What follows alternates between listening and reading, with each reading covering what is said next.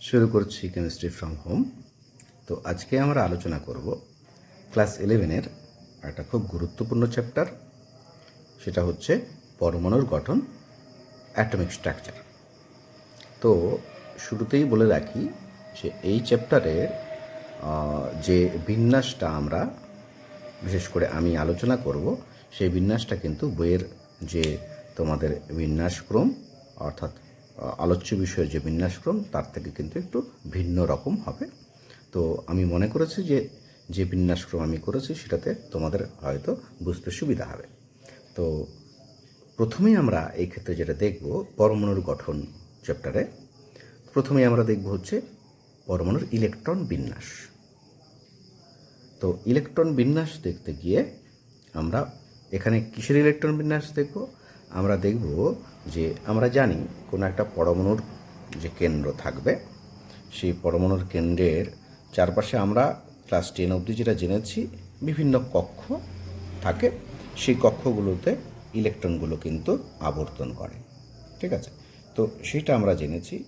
এখন আমরা জেনে নেব যে ইলেকট্রন বিন্যাসটা আমরা এক এক করে জানব যে এই যে কক্ষগুলো আছে, আমরা যেগুলো নাম দিয়েছিলাম, একটা কে কক্ষ, এল কক্ষ, এম কক্ষ, এন, ও, পি, এরকম করে কক্ষগুলো নাম দিয়েছিলাম আমরা। বা এন এর মান যদি বলি, এই ক্ষেত্রে 1, এই ক্ষেত্রে হচ্ছে n = 2, এই ক্ষেত্রে হচ্ছে n = 3, এরগুলো নাম আমরা দিয়েছিলাম, বা আমরা সেই চিহ্নগুলো বা সিম্বলগুলো আমরা ইউজ করেছি আগে, এবং সেগুলোতে ইলেকট্রনের বিন্যাস কেমন হয় সেটা কিন্তু আমরা জানি। আমরা এখন যেটা আলোচনা করব সেটা হচ্ছে আগে জেনে নেব যে এই যে কক্ষগুলো আছে, সেই কক্ষগুলো কিন্তু আবার কতগুলো ভাগে বিভক্ত, যেগুলোকে আমরা বলি উপকক্ষ।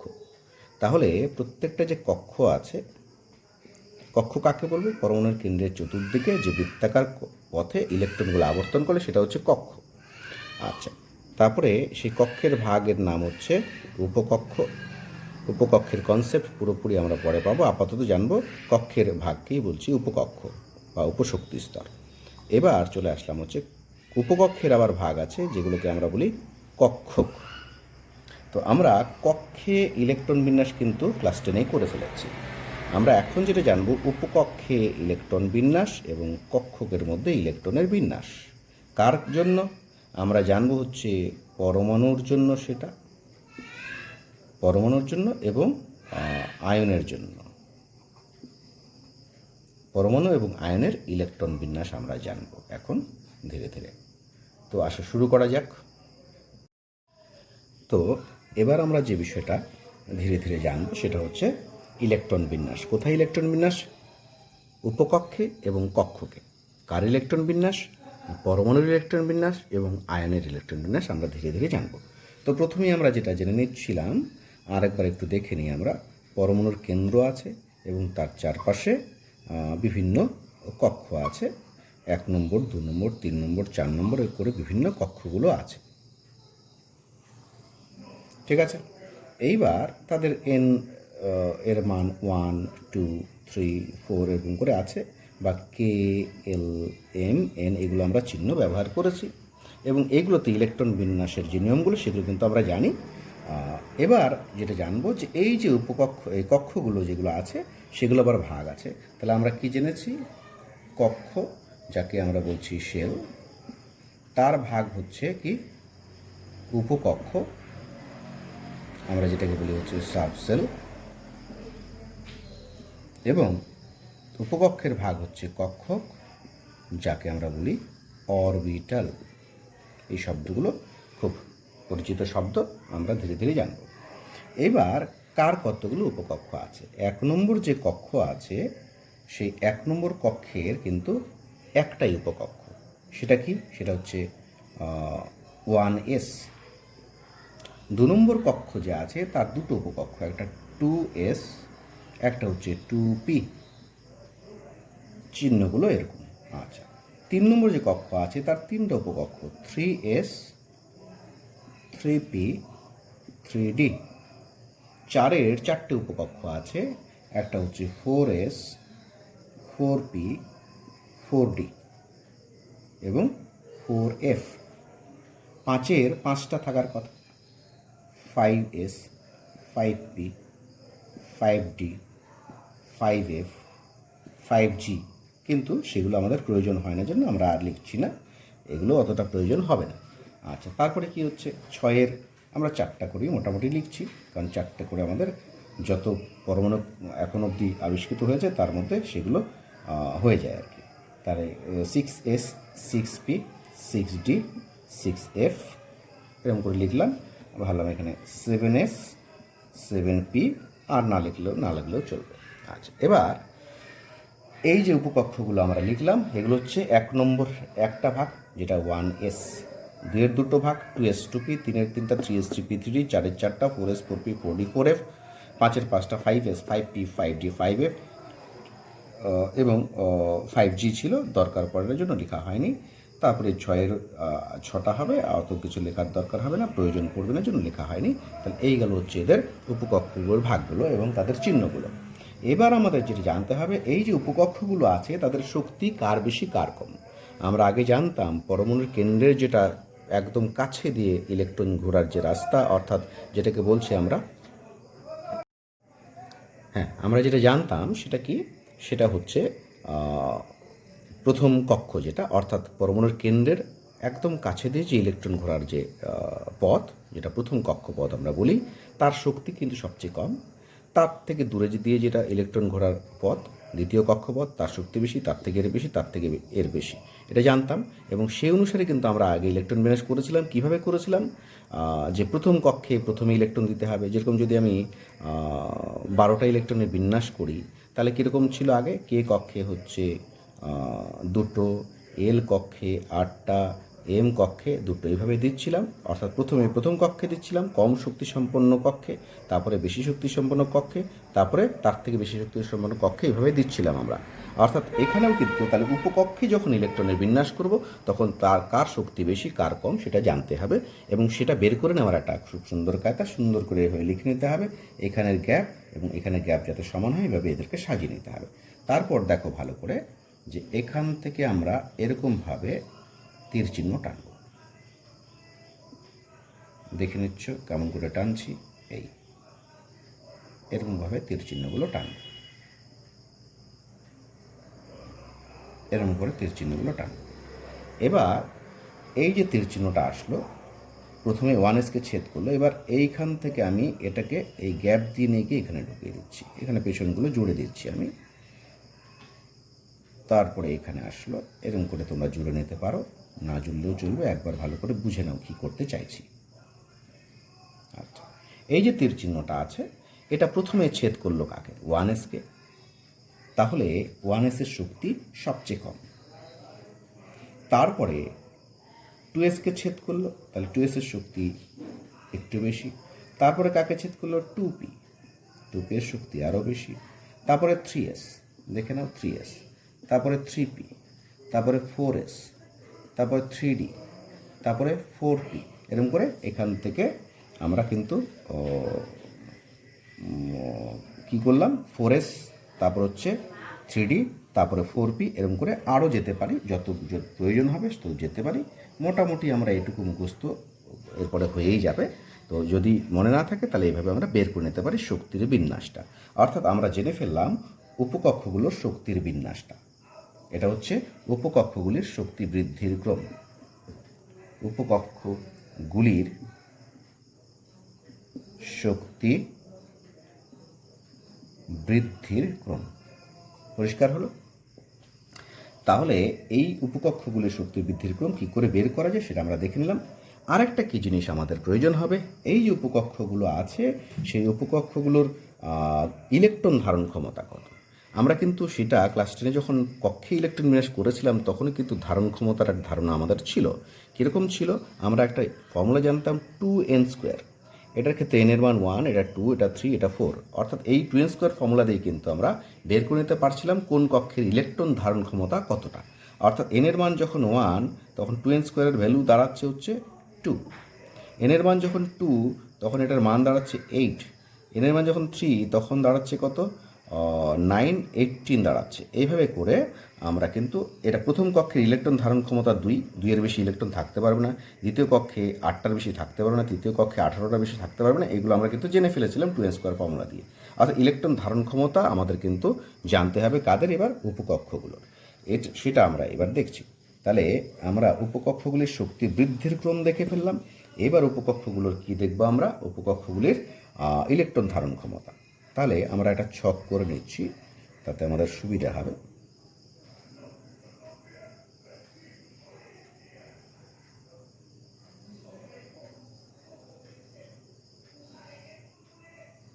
আচ্ছা, এখানে হচ্ছে আমি লিখছি উপকক্ষের চিহ্ন, এখানে লিখছি হচ্ছে ইলেকট্রন ধারণ ক্ষমতা। উপকক্ষের চিহ্ন ইলেকট্রন ধারণ ক্ষমতা। যদি উপকক্ষের চিহ্ন এস হয় তাহলে ইলেকট্রন ধারণ ক্ষমতা 2 হবে। উপকক্ষের চিহ্ন পি হলে ইলেকট্রন ধারণ ক্ষমতা 6। উপকক্ষের চিহ্ন ডি হলে ইলেকট্রন ধারণ ক্ষমতা 10। উপকক্ষের চিহ্ন হচ্ছে এফ যদি হয় তাহলে ইলেকট্রন ধারণ ক্ষমতা 14। এর মানে কি? ইলেকট্রন ধারণ ক্ষমতা মানে কি? যদি কোনো পি উপকক্ষ থাকে তাতে ম্যাক্সিমাম 6খানা ইলেকট্রন থাকতে পারবে। তাহলে 5খানা কি থাকতে পারবে? হ্যাঁ পারবে। 4খানা, 3খানা, 2খানা নাও থাকতে পারে, কিন্তু 6-এর বেশি কখনো থাকবে না। ডিএ 10টা ম্যাক্সিমাম, তার বেশি কখনো থাকবে না। এফে 14টা ম্যাক্সিমাম, তার বেশি থাকবে না। এসে 2টোর বেশি থাকবে না, একটা থাকতে পারে। মানে যে সংখ্যা আছে এটা ম্যাক্সিমাম ক্যাপাসিটি ওই উপকক্ষের, কিন্তু তার থেকে কম থাকতে পারে, তার থেকে বেশি কখনো থাকবে না। পরিষ্কার হলো? তাহলে আমরা জানলাম উপকক্ষগুলির শক্তি বৃদ্ধির ক্রম এবং উপকক্ষগুলির ইলেকট্রন ধারণ ক্ষমতা আমরা জেনে ফেললাম। এবার কিন্তু আমরা ইলেকট্রন বিন্যাসের জন্য তৈরি। তাহলে আগে যে নিয়ম কাজে লাগিয়েছিলাম, আমরা প্রথমে কম শক্তি সম্পন্ন কক্ষে ইলেকট্রন দিচ্ছিলাম, তারপর তার বেশি এবং ক্যাপাসিটি অনুসারে দিচ্ছিলাম। যদিও কিছু এরপরে আরও ছিল, বাইরের কক্ষে 8টা থাকতে পারে না, এই সমস্ত নিয়ম ছিল, তো সেটাতে আর যাচ্ছি না, কিন্তু ধরনটা অনেকটা একই, এই উপকক্ষে ইলেকট্রনের বিন্যাস। তাহলে আমরা উপকক্ষে ইলেকট্রন বিন্যাসের জন্য রেডি হয়ে পড়লাম। আমরা প্রথমে একটা ছোট্ট পরমাণুর জন্য ইলেকট্রন বিন্যাসটা করি। উপকক্ষে ইলেকট্রন বিন্যাস ভাবলাম কার্বন, যার পরমাণু ক্রমাঙ্ক 6। ইলেকট্রন বিন্যাস, তাহলে প্রথমে কোথায় ইলেকট্রন দেব? সবচেয়ে কম শক্তি সম্পন্ন উপকক্ষে, অর্থাৎ 1s। 1s ইলেকট্রন কত দিব? 2টো, ম্যাক্সিমাম 2টো দিতে পারি। পড়বো কেমন করে? 1s2। তারপরে কোথায় দেবো? তার থেকে এটা বেশি শক্তি সম্পন্ন উপকক্ষ 2s। তাহলে 2s-এ এস যেহেতু চিহ্ন, কটা দিতে পারবো? 2টো। এখানে এস চিহ্ন দেখে 2টো দিতে পেরেছি, এস চিহ্ন দেখলেই 2টো দিতে পেরেছি। তাহলে 1s2 2s2, 4টে চলে গেল, আর 2টো আছে। তারপরে কোথায় দেবো? 2p, তার থেকে বেশি শক্তি সম্পন্ন উপকক্ষ 2p। তাহলে 2p-তে দিতে পারবো 6, কিন্তু আমার হাতে আছে 2, তাহলে 2। তাহলে এই হয়ে গেল কার্বনের ইলেকট্রন বিন্যাস, উপকক্ষের মধ্যে ইলেকট্রন বিন্যাস। ঠিক আছে, এবার চলে আসলাম একটু বড় পরমাণুর দিকে যাই। আমি ভাবলাম এফি এর ইলেকট্রন বিন্যাস করব। পরমাণু ক্রমাঙ্ক 26। তাহলে প্রথমে কোথায় ইলেকট্রন দেব? 1s। কটা দেব? এস চিহ্ন থাকলে 2। তারপরে 2s, এস চিহ্ন থাকলে 2। তারপরে 2p, কটা দেব? 6। তারপরে 3s, কটা দেব? এস চিহ্ন 2। তারপরে 3p, কটা দেব? 6। তাহলে 2 2 4 6 10 2 12 6 18টা গেল, আরও আছে। তারপর 3p গেল। তারপরে দেব হচ্ছে 4s, এস চিহ্ন 2। তারপরে 3d, 3dতে দিতে পারবো হচ্ছে, কটা থাকলো? তাহলে 10 12 6 18 2 20, আরও থাকলো 6টা, ফলে 3d6। এই হলো এফি এর ইলেকট্রন বিন্যাস। তাহলে এফি এর ইলেকট্রন বিন্যাসটা কি দাঁড়ালো? 1s2 2s2 2p6, 3s2 3p6, 4s2 3d6। এখানে মাঝখানে কিন্তু কোনো কমা টমা কিচ্ছু দিতে হবে না, হ্যাঁ, এটা কিন্তু মাথায় রাখতে হবে। তাহলে পড়বো কেমন করে এবং লিখবো কেমন করে, বিন্যাস করবো কেমন করে, আশা করি বুঝে গেলাম। আমি আরও একটা দেখাচ্ছি। কোনটা দেখাবো? আমি দেখিয়ে দিচ্ছি হচ্ছে ব্রোমিন, একটু বেশি পরমাণু ক্রমাঙ্ক। ব্রোমিন, যার পরমাণু ক্রমাঙ্ক হচ্ছে 35। তাহলে কি দাঁড়াবে? প্রথমে পরমাণু কোথায় ইলেকট্রন দেব? 1s, 1s2, 2s2, 2p6, 3s2, 3p6, 4s2, 3d10। কটা হলো? 10 10 20 30টা হলো, আরও 5টা। তাহলে 3ডির পরে কি? 4p, 4p আর কটা? 5টা রইল, বাস হয়ে গেল ব্রোমিনের ইলেকট্রন বিন্যাস। তাহলে এরকম করে আমরা ইলেকট্রন বিন্যাস এইটা যদি জানি এবং এটা তো বের করতেই পারবো আমরা, তাহলে পরমাণু ক্রমাঙ্ক যতই হোক না কেন ইলেকট্রন বিন্যাস কিন্তু করে ফেলতে পারবো। মাঝে মাঝে কিছু ব্যতিক্রম আছে, সেগুলো আমরা দেখছি। আচ্ছা, এখন এই আমাদের সিলেবাসে যেটা আছে পরমাণু ক্রমাঙ্ক 1 থেকে শুরু করে 36 পর্যন্ত আমাদের কিন্তু প্রত্যেকটা মৌলের কি জানতে হবে, চিহ্ন জানতে হবে, তারপরে পরমাণু ক্রমাঙ্ক জানতে হবে এবং তার চিহ্ন, পরমাণু ক্রমাঙ্ক এবং তাদের ইলেকট্রন বিন্যাস তো আমরা এইভাবে নিয়ম অনুসারে করে ফেলতে পারবো। তাহলে চিহ্নটা, নাম, চিহ্ন, পরমাণু ক্রমাঙ্ক এবং তারপরে সেই অনুসারে ইলেকট্রন বিন্যাস আমাদের জানতে হবে কোন অবধি, আপ টু 36 অ্যাটমিক স্ট্রাকচার অবধি। তারপরেরগুলো মুখস্থ করার দরকার নেই, প্রয়োজন পড়লে আমরা যে কোনো সময় ইলেকট্রন বিন্যাস বের করে নিতে পারবো। কিছু ব্যতিক্রম আছে, সেগুলো খেয়াল রাখতে হবে। এবার এই পরমাণু ক্রমাঙ্ক 36 অবধি যে দুটো মৌলের ক্ষেত্রে ইলেকট্রন বিন্যাসে ব্যতিক্রম আছে সেটা আমরা দেখে নিচ্ছি এবং কেন ব্যতিক্রম সেটা আমরা জানব। তাহলে 36 পর্যন্ত, পরমাণু ক্রমাঙ্ক 36 পর্যন্ত যে দুটো মৌল ব্যতিক্রমী ইলেকট্রন বিন্যাস দেখায় কিছুটা, সেটা হচ্ছে এক হচ্ছে ক্রোমিয়াম, যার অ্যাটমিক নাম্বার হচ্ছে 24, আর এটা হচ্ছে কপার, যার অ্যাটমিক নাম্বার হচ্ছে 29। নর্মালি যদি আমরা করি তাহলে ইলেকট্রন বিন্যাস দাঁড়াবে হচ্ছে 1s2, 2s2, 2p6, 3s2, 3p6, 4s2, 3d4, এরকমটা হওয়ার কথা। আবার দেখে নিচ্ছি 1s2, 2s2, 2p6, 3s2, 3p6, 4s2, 3d4 হওয়ার কথা। গুণে দেখো যে 24টা আছে। কিন্তু এক্ষেত্রে এই জায়গাটার মধ্যে একটুখানি একটা ঘটনা দেখে নাও। পরে আমরা নিয়মকানুনগুলো, যে নিয়মকানুনগুলো আমরা কাজে লাগিয়েছি পরে আমরা জানবো, তখন চট করে নিয়মগুলো আমরা বুঝতে পারবো। আচ্ছা, এখানে 4s এ দুটো আছে। আচ্ছা, এস এর ক্যাপাসিটি হচ্ছে 2, ডি এর ক্যাপাসিটি হচ্ছে 10, আমরা আগে দেখেছি। তাহলে এখানে এস এর দুটো আছে, মানে ফুলফিল্ড, মানে পূর্ণ আছে। এস উপকক্ষ ইলেকট্রন দ্বারা পূর্ণ। আচ্ছা, ডিতে 4টা আছে, অর্থাৎ পূর্ণ নয়। আবার 5টা হলে অর্ধপূর্ণ। ডিতে 10টা থাকলে পূর্ণ, 5টা থাকলে অর্ধপূর্ণ। তাহলে এই ক্ষেত্রে দেখতে পাচ্ছি যে এখানে 5টাও নেই, 10টাও নেই। তাহলে এখানে ডিতে পূর্ণ বা অর্ধপূর্ণ কোনো অবস্থায় নেই। এখানে কিন্তু এসে পূর্ণ অবস্থায় আছে। এখানে এসে একটা থাকলে কিন্তু অর্ধপূর্ণ। এবার এদের এসের থেকে এই ডি এর শক্তির পার্থক্য কিন্তু খুব বেশি নয়। দেখতেই পাচ্ছি আমরা, এটা 3-এর ডি, 3 নম্বর কক্ষের একটা উপকক্ষ, এটা 4-এর এস, যার শক্তি কম দেখাচ্ছে এখানে, কিন্তু শক্তির পার্থক্য কিন্তু তাহলে খুব কম দাঁড়াচ্ছে। তখন একটা ইলেকট্রন কিন্তু এখান থেকে এখানে চলে যায় এবং 4s হয়ে যায় 1 এবং 3d 5। তাতে কি লাভ? তাতে লাভ হয় এটা অর্ধপূর্ণ হয়ে যায়, আর এটাও কিন্তু অর্ধপূর্ণ হয়ে যায়। আগে কিন্তু 4টে ছিল, যা পূর্ণ বা অর্ধপূর্ণ কোনো অবস্থা ছিল না, তাহলে এটা কিন্তু ছিল পূর্ণ।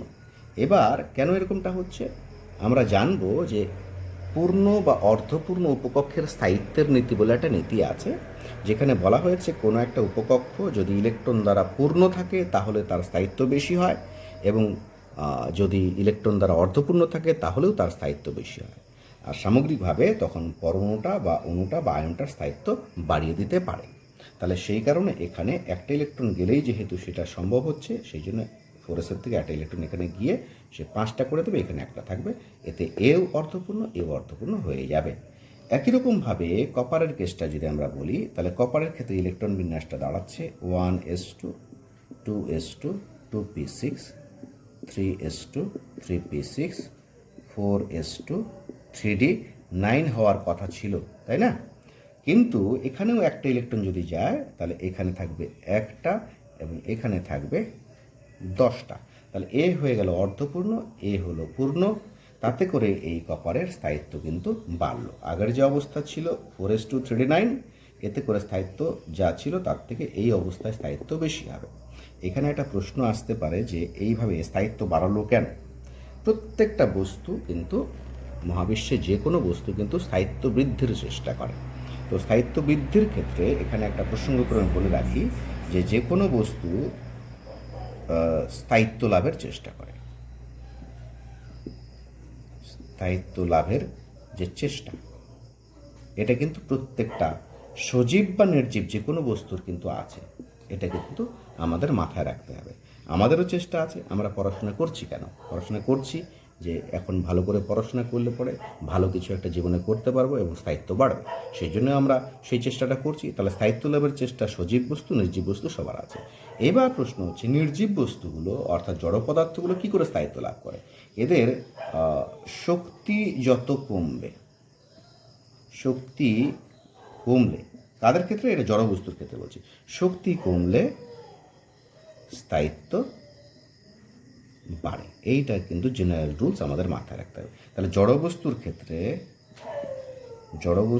ক্ষেত্রে শক্তি কমলে স্থায়িত্ব বাড়ে, এই জেনারেল রুলসটা আমাদের মাথায় রাখতে হবে। এবার এখানে সেই প্রসঙ্গে আসি যে কেন এইটা ঘটনাটা করলো, এবং আরও দুই একটা কেস আমি দেখাবো যে ক্ষেত্রে এই ঘটনা করে না। যেমন কেউ বলতেই পারে যে এখানে ক্রোমিয়ামের ক্ষেত্রে এবং কপারের ক্ষেত্রে এই ঘটনা ঘটলো, কিন্তু কার্বনের ক্ষেত্রে কার্বন ইলেকট্রন কী দেখেছিলাম? 1s2 2s2 2p2। আচ্ছা, দেখতে পাচ্ছি এসে এখানে দুটো ইলেকট্রন আছে পূর্ণ, পিতে দুটো আছে, পিতে থাকতে পারে 6টা, তাহলে 6টা থাকলে পূর্ণ, 3টা থাকলে অর্ধপূর্ণ। তাহলে এখান থেকে একটা ইলেকট্রন যদি এখানে জাম্প করে আসে তাহলে কিন্তু এ অর্ধপূর্ণ হচ্ছে, এও অর্ধপূর্ণ হচ্ছে, তাহলে স্থায়িত্ব বাড়ার কথা। তাহলে কার্বন ইলেকট্রন বিন্যাস হওয়া উচিত যেটা, সেটা কি 1s2 2s1 2p3, কিন্তু সেটা হয় না। এটাই সঠিক ইলেকট্রন বিন্যাস। প্রশ্ন হচ্ছে তাহলে কেন এদের ক্ষেত্রে হচ্ছে, এদের ক্ষেত্রে কেন হচ্ছে না? এইখানে আবার একটা প্রফিট লসের গল্প আমি বলবো। প্রফিট লসের গল্পটা কীরকম? সেটা হচ্ছে এরকম যে এখান থেকে 2s এর থেকে 2p এর শক্তির পার্থক্য কিন্তু যথেষ্ট বেশি। এই যে গ্যাপটা আছে, এই শক্তির গ্যাপ, এনার্জি গ্যাপটার মানটা অনেকটা বেশি, এবং 4s আর 3d যে শক্তির গ্যাপটা আছে সেই মানটা কিন্তু গ্যাপটা অনেকটা কম। এখানে গ্যাপটা কিন্তু অনেকটা কম, আমরা এরপরে ধীরে ধীরে জানবো, আপাতত এটা জেনে রাখছি যে এনার্জি গ্যাপটা বেশি। এবার 2s এর থেকে একটা ইলেকট্রন যদি জাম্প করে 2p-তে যেতে চায় এক্ষেত্রে, তাহলে বাইরের থেকে তাকে কিছু শক্তি কিন্তু ধার নিতে হবে, পরিবেশ থেকে শক্তি। ভাবলাম সে 10 ইউনিট শক্তি সে বাইরের থেকে ঋণ নিল, পরিষ্কার?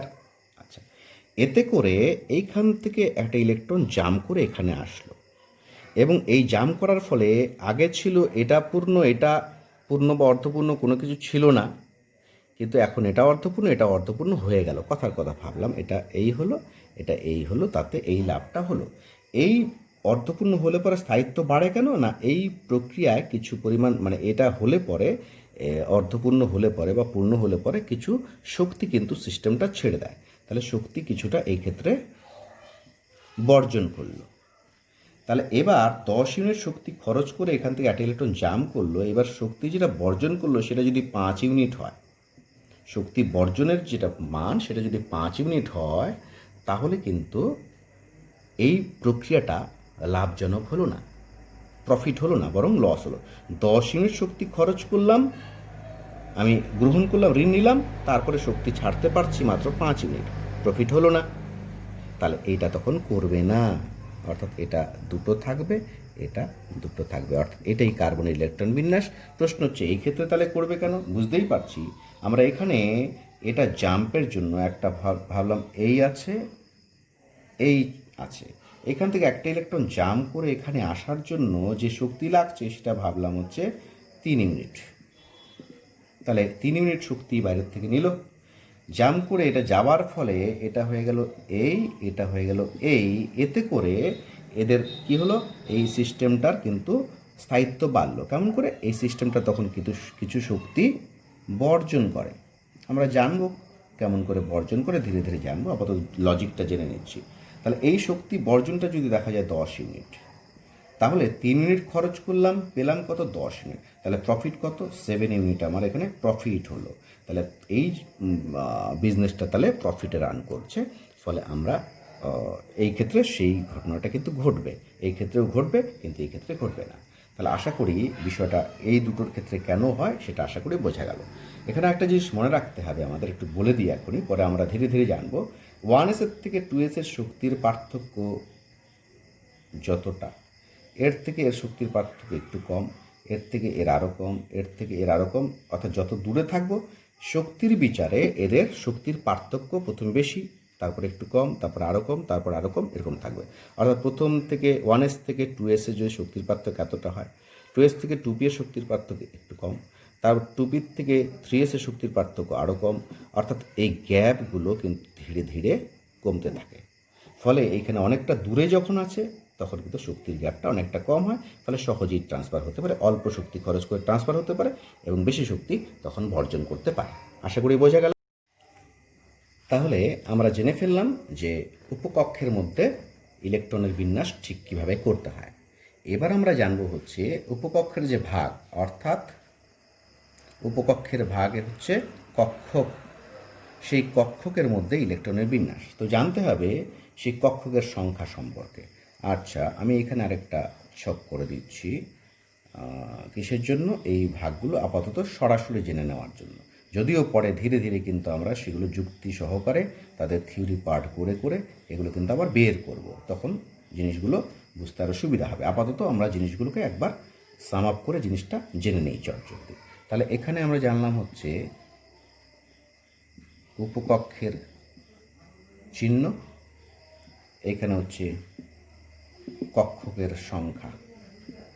তাহলে উপকক্ষ যদি এস হয় তাহলে তার উপকক্ষ এস উপকক্ষের আর কোনো ভাগ নেই, একটাই কক্ষক। পি উপকক্ষ যদি হয় তার 3খানা কক্ষক, ডি উপকক্ষ যদি হয় তার 5খানা কক্ষক, আর এফ উপকক্ষ যদি হয় তার 7খানা কক্ষক থাকে, 7খানা ভাগ থাকে। আচ্ছা, প্রত্যেকটা কক্ষকে এক একটা কক্ষকে কিন্তু 2টি করে ইলেকট্রন থাকতে পারে, জানলাম। তাহলে টোটাল ইলেকট্রন সংখ্যা যদি বলি তাহলে সেই বিচারে ইলেকট্রন সংখ্যা দাঁড়াবে, মোট ইলেকট্রন সংখ্যা দাঁড়াবে এখানে দুটো, একটা 3টাতে 6টা, 5টাতে 10টা এবং 7টাতে 14টা। তাহলে এক একটা কক্ষক এর মধ্যে ইলেকট্রন সংখ্যা কত? 2, এবং সেই বিচারে আমরা সেটা করে ফেলতে পারলাম। তাহলে কক্ষকের সংখ্যা জানলাম। এবার আরেকটি জিনিস আমরা জানবো এখানে, যে কি ভাবলাম 1s, তার থেকে বেশি শক্তি হচ্ছে 2s উপকক্ষ, 2p, 3s, 3p, 4s, 3d, এরকম করে উপকক্ষগুলো জানলাম। এর একটাই কক্ষক, এস এর একটাই কক্ষক। পি এর কটা কক্ষক জানলাম? 3খানা। এস এর একটাই কক্ষক। পি এর কতগুলো? 3খানা। এস এর একটা। ডি এর কটা জানলাম? ডি এর হচ্ছে 5খানা কক্ষক। এটা জানলাম আমরা।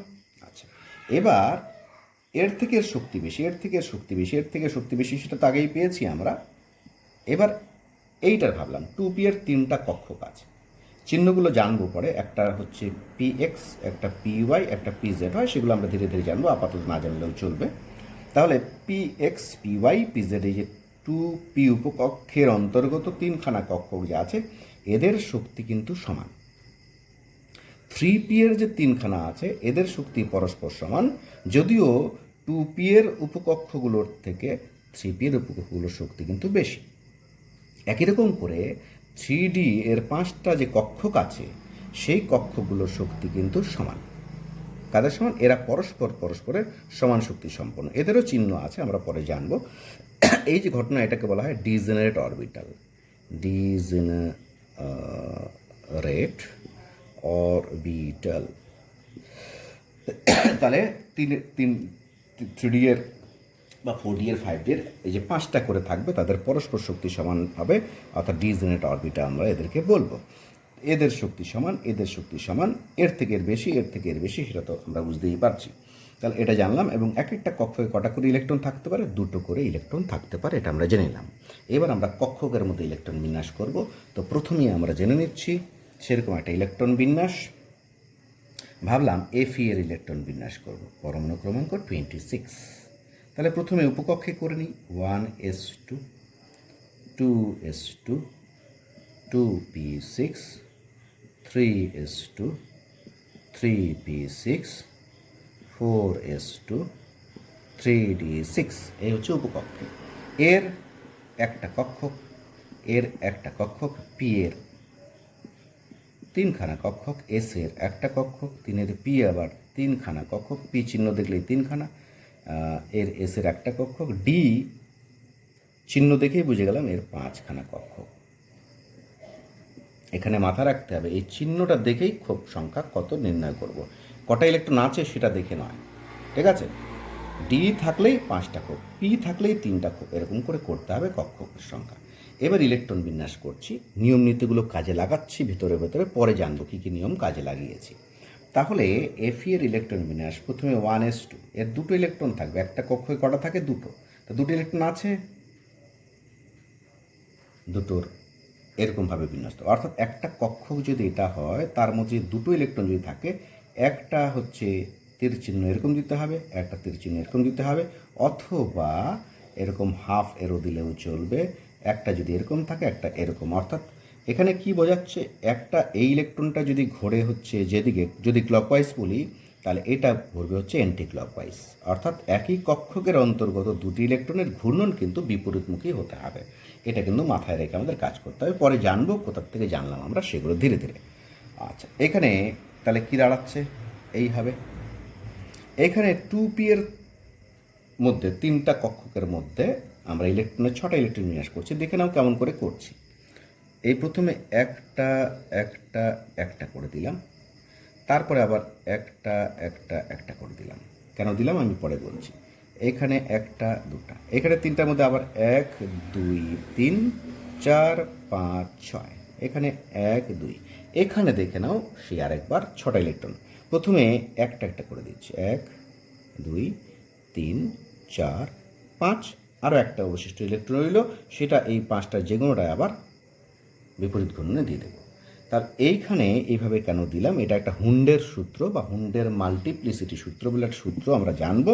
সেই সূত্রে বলেছে যে এই যে পাঁচটা কক্ষক ছিল এরা তো সমশক্তি সম্পন্ন, পাঁচটা কক্ষক ডি অরবিটালের, তিনের ডি এর পাঁচটা, 1 2 3 4 5টা, এরা সমশক্তি সম্পন্ন। এই সমশক্তি সম্পন্ন কক্ষকের মধ্যে ইলেকট্রন বিন্যাসের সময় বলেছে যে একটা হুন্ডের সূত্রটা কাজে লাগাতে হবে। কীরকম, প্রথমে যে ইলেকট্রন সংখ্যাটা আছে সেটা প্রথমে একটা একটা করে ইলেকট্রন দিতে হবে, এবং প্রত্যেকের ঘূর্ণন অর্থাৎ প্রত্যেকের তীর চিহ্নর দিক একই হবে।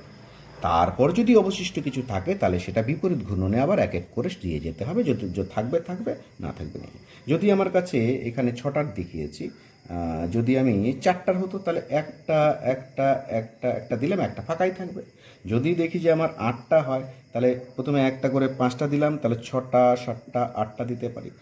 যদি 9টা থাকে এরকম দিতে পারি, 10টা থাকলে এরকম করে দেবো, এইভাবে বিন্যাসটা করব। অর্থাৎ কখনোই কিন্তু প্রথমে দুটা করে, যেহেতু একটা কক্ষকে থাকতে পারে, প্রথমেই কিন্তু দুটা দুটা করে দিতে যাব না। এই বিষয়টাকে আমি বলি অনেক সময় চকলেট বিতরণের নিয়ম। এই হুন্ডের সূত্রটাকে বলি চকলেট বিতরণের নিয়ম। কীরকম বিষয়টা, আপাতত হিন্ডের সূত্রটা পরে ডিটেলসে আমরা আরেকবার জানবো। আপাতত চকলেট বিতরণ নিয়ম আমরা দেখলাম। ভাবলাম কোনো একটা জায়গায়, কোনো একটা ক্লাবের মাঠে একটা স্বাধীনতা দিবসের অনুষ্ঠান হচ্ছে বা প্রজাতন্ত্র দিবসের অনুষ্ঠান হচ্ছে। এবার ওখানে ছাত্রছাত্রীর সংখ্যা যা আছে বা লোকজন সংখ্যা আমরা জানি না, আননোন নাম্বার অফ পিপুল এখানে আছে। আর আমার কাছে 1 প্যাকেট বা 2 প্যাকেট আমার চকলেট আছে। তো মাস্টারমশাই বললো বা যে ক্লাবের মেম্বার সে বলল কাউকে একজনকে চকলেটগুলো বিতরণ করতে। তো কত সংখ্যায় চকলেট আছে সেটাও অজানা, এবং কতগুলো ওখানে লোক আছে সেটাও অজানা। তখন কি করতে হবে, প্রথমে প্রত্যেকেই একটা একটা করে চকলেট দাও। কখনো প্রথমেই বেশি করে চকলেট কিন্তু দিয়ে দিলে কি হতে পারে, হয়তো কেউ 2টা করে পেয়ে গেল আর কেউ হয়তো পেলো না। কিন্তু একটা একটা করে দিতে গেলে প্রথমে প্রত্যেকে একটা একটা করে পেলো, যদি চকলেট শর্ট পড়ে তাহলে আনতে হবে, কারণ একটা করে দিয়েই শেষ হচ্ছে, সেটা তো আমাদের দোষ নয়। তাহলে এই ক্ষেত্রে একটা একটা করে চকলেট প্রথমে দিতে হবে, তারপরে আরও বেশি হলে তখন আবার একটা একটা করে দাও, সেটা আলাদা কথা, যতজন পাবে পাবে। তাহলে সেই নিয়ম অনুসারে এখানে হচ্ছে কখনো একবারে দুটো করে ইলেকট্রন কিন্তু একটা কক্ষকে দেওয়া যাবে না, প্রথমে একটা একটা করে দিতে হবে, তাতে শর্ট পড়লে পড়তে পারে। তারপরে যদি সবগুলো একটা একটা করে হওয়ার পরেও যদি আরও থাকে তাহলে আমি আরও একটা একটা করে দিতে থাকবো, বিপরীত ঘূর্ণনে তখন দেব, সেটা কিন্তু মাথায় রাখতে হবে। তাহলে এই গেল হচ্ছে কক্ষক সমূহের মধ্যে ইলেকট্রনের বিন্যাস। আশা করি বিষয়টা পরিষ্কার হলো। এবার আমরা জানবো আয়নের ইলেকট্রন বিন্যাস। আয়ন কত রকম হয়? একটা হয় হচ্ছে ক্যাটায়ন, একটা হচ্ছে হয় অ্যানায়ন। তো ক্যাটায়ন কখন হয়? কোনো একটা পরমাণু, ভাবলাম সোডিয়াম, যদি ইলেকট্রন বর্জন করে তাহলে সোডিয়াম ক্যাটায়ন দেবে, একটা ইলেকট্রন বর্জন করলো। ভাবলাম হচ্ছে ম্যাগনেসিয়াম, দুটো ইলেকট্রন বর্জন করলো, ম্যাগনেসিয়াম 2+ ক্যাটায়ন তৈরি করলো। তাহলে এক বা একাধিক ইলেকট্রন বর্জন করলে কোনো পরমাণু তখন তৈরি হয় ক্যাটায়ন। আবার অ্যানায়নের কথা যদি ভাবলাম সিএল পরমাণু আছে, একটা ইলেকট্রন গ্রহণ করলো, হয়ে গেল সিএল মাইনাস ক্লোরাইড আয়ন। আবার ভাবলাম ও পরমাণু আছে, দুটো ইলেকট্রন গ্রহণ করলো, হয়ে গেল O2 minus ion, oxide ion তৈরি হয়ে গেল। অর্থাৎ কোনো একটা পরমাণু যদি এক বা একাধিক ইলেকট্রন গ্রহণ করে তবে তৈরি করে অ্যানায়ন, সেটা আমরা জানি। আরেকবার জেনে নিলাম। এবার এই ধরনের আয়নগুলোর ক্ষেত্রে ইলেকট্রনের বিন্যাস কী হবে সেটা আমরা জানব। তাহলে আসলে দেখে নিচ্ছি আমরা। প্রথমে জানবো হচ্ছে অ্যানায়নের ইলেকট্রন বিন্যাস। অ্যানায়ন ইলেকট্রন বিন্যাস খুব সহজ। ভাবলাম প্রথমে ক্লোরাইড আয়নের করে নিচ্ছি। ক্লোরাইড, তাহলে ক্লোরাইড হচ্ছে সিএল মাইনাস, ক্লোরিনের পরমাণু ক্রমাঙ্ক হচ্ছে 17। তাহলে সিএল মাইনাস হতে গেলে আরও একটা ইলেকট্রন হয়েছে, তাহলে আরও একটা ইলেকট্রন ঢুকেছে, তাহলে 18টা ইলেকট্রন। এবার তাহলে সিএল মাইনাস ইলেকট্রন বিন্যাস কী করতে হবে? টোটাল ইলেকট্রন সংখ্যা কাউন্ট করো এবং সেই সংখ্যার অনুসারে সাধারণ যে নিয়ম আছে সেই নিয়মে ইলেকট্রন বিন্যাস করো। তাহলে 1s2, 2s2, 2p6, 3s2, 3p, কত হলো 10, 12, আর এখানে 6, 18। তাহলে ক্লোরাইডের হয়ে গেল। একই রকম করে যদি সালফাইড করি, S2 মাইনাস, এসের হচ্ছে 16 পরমাণু ক্রমাঙ্ক, তাহলে 16 আর দুটো ইলেকট্রন মিলে টোটাল হয়ে গেল 18। তাহলে ইলেকট্রন বিন্যাস কিন্তু এখানেও সেম হচ্ছে। যদি আমরা ভাবি হচ্ছে Br মাইনাসের ইলেকট্রন বিন্যাস, তাহলে ছিল 35, একটা ইলেকট্রন ঢুকে হয়ে গেল 36। ইলেকট্রন বিন্যাস হচ্ছে 1s2, 2s2, 2p6, 3s2, 3p6, 4s2, 3d10, 4p6, এভাবে ইলেকট্রন বিন্যাস হয়ে গেল। তাহলে অ্যানায়ন ইলেকট্রন বিন্যাসের ক্ষেত্রে খুব সহজে আমরা করতে পারি। সেটা কি? টোটাল ইলেকট্রন সংখ্যা কাউন্ট করে সাধারণ নিয়মে ইলেকট্রন বিন্যাস করলে হয়ে যায়। কিন্তু ক্যাটায়নের ইলেকট্রন বিন্যাস করতে গেলে একটুখানি অন্যরকম বিষয় আছে, সেটা একটু দেখে নাও। তাহলে ক্যাটায়ন এর ইলেকট্রন বিন্যাস যখন করব, ভাবলাম আমি করব হচ্ছে Fe2+ ইলেকট্রন বিন্যাস আর Fe3+ ইলেকট্রন বিন্যাস, দুটো আমি করতে চাইছি। ভালো করে বোঝার চেষ্টা করবে। তাহলে এক্ষেত্রে প্রথমে কিন্তু আমাদের পরমাণুর ইলেকট্রন বিন্যাসটা করতে হয়।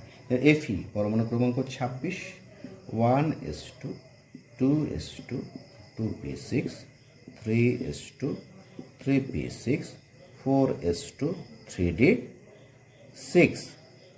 এবার এটা 1-এর S, 2-এর S, 2-এর P, 3-এর S, 3-এর P, 3-এর D, 4-এর S। এবার আগে দেখেছিলাম উপকক্ষগুলোর শক্তির বিন্যাস ছিল এরকম। এবার যে শক্তির বিন্যাস আমরা আগে জেনেছি, 1s, তারপর 2s, 2p, তার 3d থেকে 4s এর শক্তি কম ছিল। কখন? না, ইলেকট্রন না থাকা অবস্থায়। যখন ইলেকট্রন ঢুকে যায় তখন পরমাণু কেন্দ্রের যে আকর্ষণ বলের প্রভাবে 3d এর শক্তিটা কিন্তু 4s থেকে কম হয়ে যায়। অর্থাৎ এটাকে ইলেকট্রন ঢোকার পর আমরা যে শক্তির পুনর্বিন্যাস করি, তাহলে লেখা যায় 1s2, 2s2, 2p6, 3s2, 3p6, 3d6, 4s2। লিখতেও পারি, নাও লিখতে পারি। ইলেকট্রন বিন্যাস আরও লেখা যায় একটা নিয়মে। এখান থেকে এইটুকু দেখো, 2, 2, 4, 6, 4, 10, 2, 12, 6, 18টা ইলেকট্রন। তাহলে 18টা ইলেকট্রন কার আছে? 18টা হচ্ছে আর্গনের, হিলিয়াম, নিয়ন, আর্গন। 2, 10, 18। তাহলে এইটুকুর জন্য আমি লিখতে পারি আর্গন, থার্ড ব্র্যাকেটে, তারপর হচ্ছে 3d6, 4s2, এভাবে লিখতে পারি। অর্থাৎ ইলেকট্রন বিন্যাস Fe ইলেকট্রন এটাও ভ্যালিড, এটাও ভ্যালিড, এটাও ভ্যালিড। তোমরা বইয়ে দেখবে যেরকমভাবে বিভিন্ন রকম করা আছে। এটা ইলেকট্রন ঢোকার সময়ের শক্তির হিসাবে বিন্যাস করা আছে, ইলেকট্রন ঢুকে যাওয়ার পর হিসেবে শক্তির বিন্যাস করা আছে, এটা আরও সংকুচিত করে করা আছে। একই ব্যাপার, কোনো অসুবিধা নেই। তাহলে এবার প্রশ্ন হচ্ছে ইলেকট্রন এটা ছিল, তাহলে Fe পরমাণুর থেকে Fe2+ হতে গেলে দুটো ইলেকট্রন বর্জন করবে, Fe পরমাণুর থেকে Fe3+ হতে গেলে 3টা ইলেকট্রন বর্জন করবে। প্রশ্ন হচ্ছে কোথার থেকে ইলেকট্রন বর্জন করবে। মাথায় রাখতে হবে সবসময় আমাদের যে ইলেকট্রন বর্জন করলে সর্ববহিস্থ কক্ষ থেকে করে। এটা 4 নম্বর কক্ষ, এটা 3, 3, 3, 2, 2, 1। তাহলে সবচেয়ে বহিস্থ কক্ষ কোনটা? এটা সর্ববহিস্থ কক্ষ।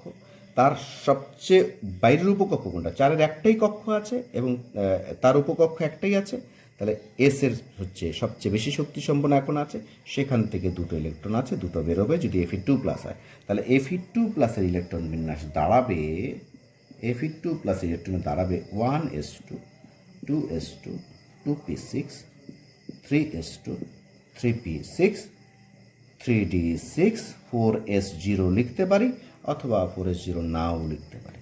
তাহলে এটা হলো Fe2+। এবার প্রশ্ন হচ্ছে তারপরে Fe3+ করতে চাইছি। Fe3+ করতে চাইলে আরও ইলেকট্রন বের করতে হবে। তাহলে এসের দুটো ছিল তো শেষ, আরও একটা বের করুক তার ভেতরের উপকক্ষ থেকে, শক্তি স্তর থেকে, তাহলে এখান থেকে একটা বেরোবে। তাহলে আলটিমেটলি তখন ইলেকট্রন দাঁড়াবে 1s2, 2s2, 2p6, 3s2, 3p6, 3d5। আচ্ছা, এখান থেকে বুঝতে পারছি Fe2+ আর Fe3+-এর মধ্যে কে বেশি স্থায়ী? স্থায়ী হচ্ছে Fe3+ হচ্ছে বেশি স্থায়ী। কেন? এটা পূর্ণ পূর্ণ পূর্ণ পূর্ণ পূর্ণ, এটা অর্ধপূর্ণ উপকক্ষ। এখানে সবগুলো পূর্ণ, এটা পূর্ণ বা অর্ধপূর্ণ কোনো অবস্থায় নেই। আমরা আগেই জেনেছি পূর্ণ বা অর্ধপূর্ণ উপকক্ষ বিশিষ্ট পরমাণু বা আয়নে এর স্থায়িত্ব বেশি হয়, তাহলে Fe3+-এর স্থায়িত্ব কিন্তু বেশি। পরিষ্কার হলো? তাহলে এখানে আমরা দেখে নিলাম কি করে ক্যাটায়নের ইলেকট্রন বিন্যাস করতে। এখানে তাহলে ভুল কি হতো যদি আমি অ্যানায়নের মতো করতাম, দেখে নিই।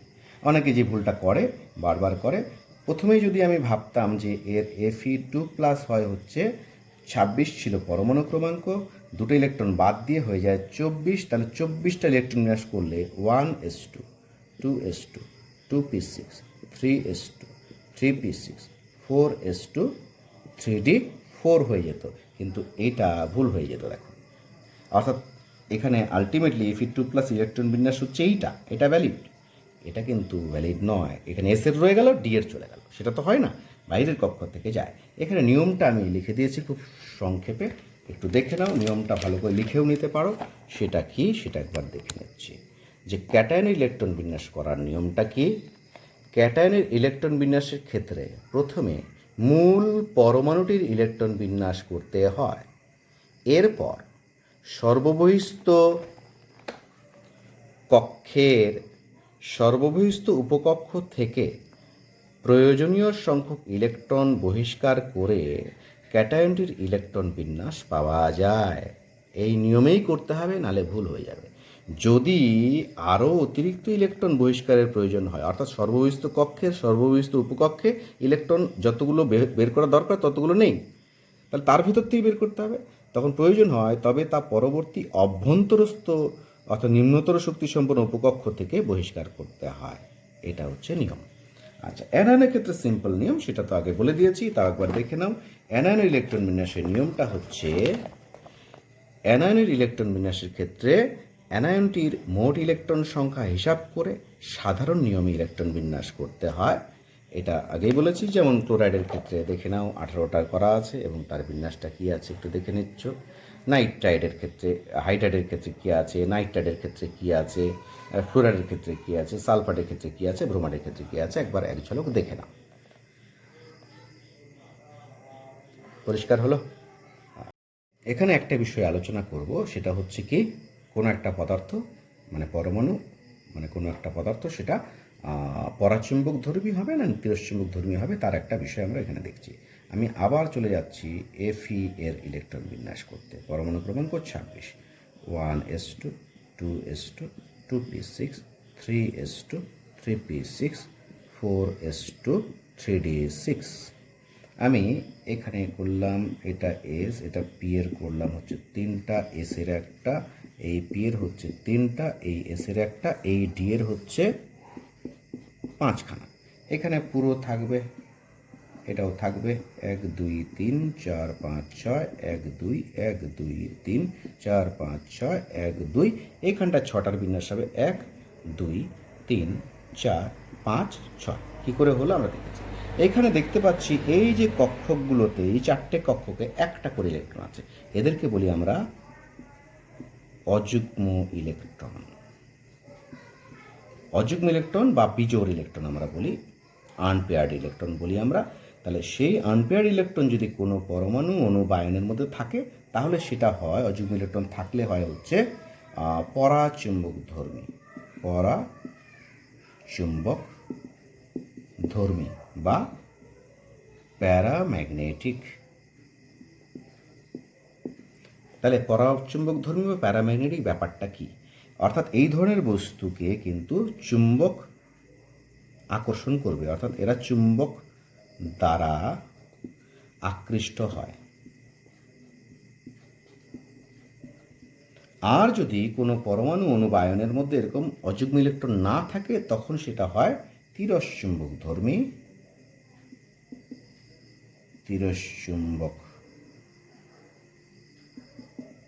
ধর্মী, যেটাকে আমরা বলি ডায়াম্যাগনেটিক।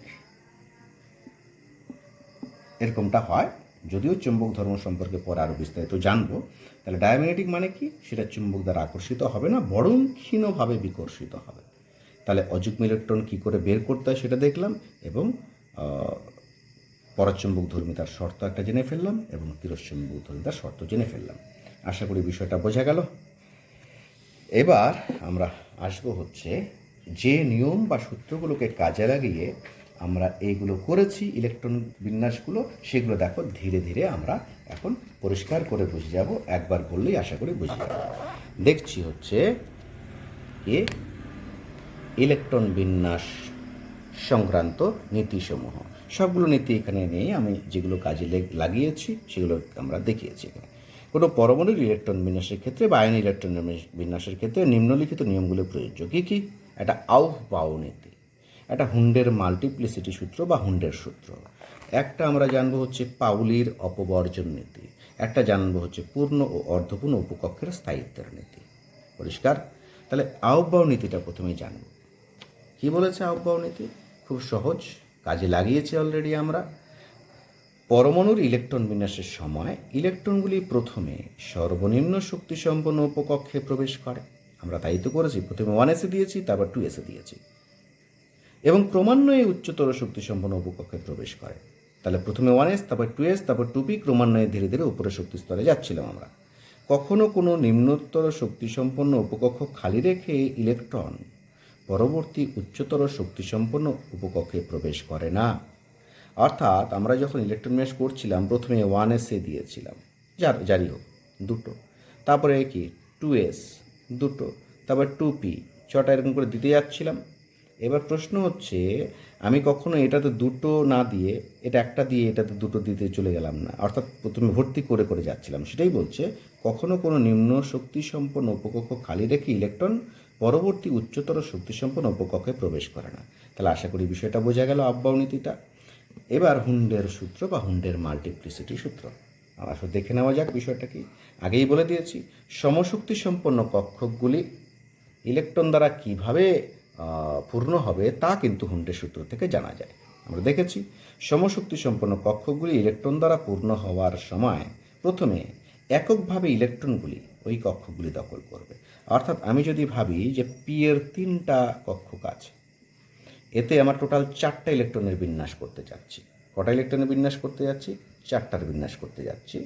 একটু বড় করে নিচ্ছি। তাহলে প্রথমে একটা একটা করে দেব।